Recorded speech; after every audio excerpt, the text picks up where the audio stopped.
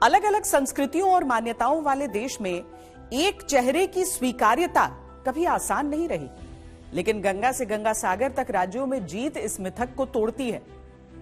बीते 12 वर्षों में अंग बंग कलिंग तक की विजय ने बड़े सियासी संदेश दिए हैं। ओरे दादा ओरे बाबू मोशा सुनु एबार बोटे बोडो यात्री चलेছে बांग्ला।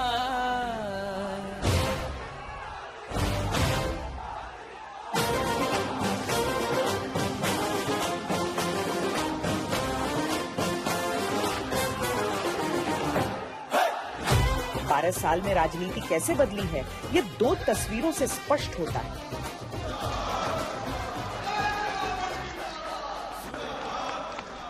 आज हमने जो कुछ भी पाया है वो पांच पीढ़ी खप गई है तब आया है। दीवारों पर दिया जलाते जलाते खपे हुए अनेक परिवार हैं। बंगाल की पावन धरा पर आज एक नया सूर्योदय हुआ है। एक ऐसा सवेरा जिसका इंतजार पीढ़ियों ने किया है। শিলিগুড়ি নিবাসী শ্রী মাখনলাল সরকার कितने ही कार्यकर्ताओं ने अपनी पूरी उम्र दे दी। প্রতীক্ষার মতো দীর্ঘ প্রতীক্ষা। ভারত কেশরী ডক্টর শ্যামাপ্রসাদ মুখার্জি। कितने ही लोगों के प्राण चले गए।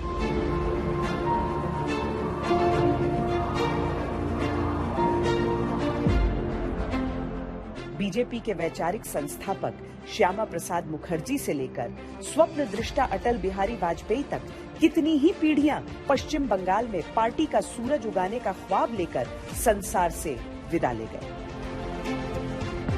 डॉक्टर श्यामा प्रसाद मुखर्जी ने बंगाल, पंजाब और आसाम के अधिकाधिक हिस्सों को भारत का अंग रखने के लिए अभियान किया और उसमें काफी दूर तक सफलता पाई।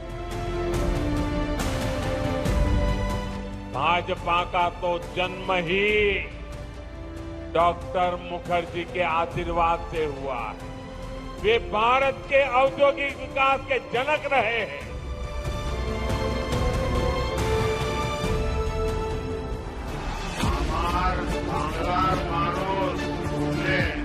खुद प्रधानमंत्री मोदी ने पश्चिम बंगाल में 12 साल पहले जो संभावनाओं का सरोवर तैयार किया था, उसमें अब जाकर कमल खिले।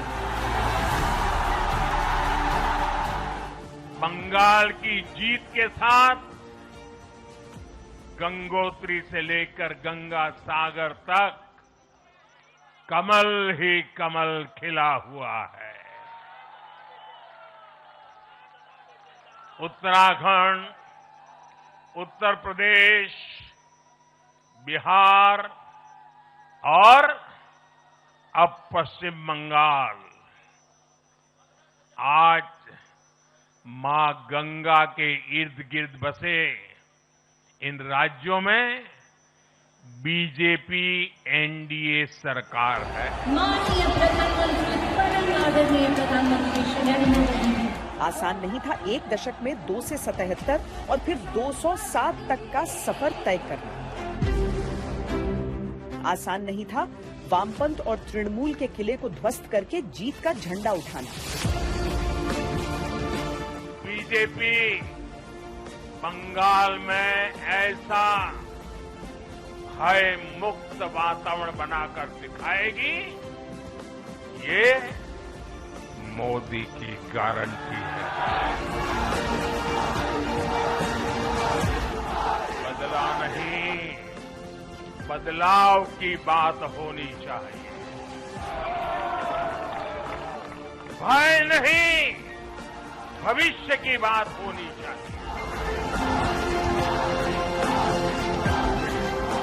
ये उस अड़िग विश्वास की हुंकार है जिसने डर, तुष्टीकरण और हिंसा की राजनीति को जड़ से उखाड़ फेंका है।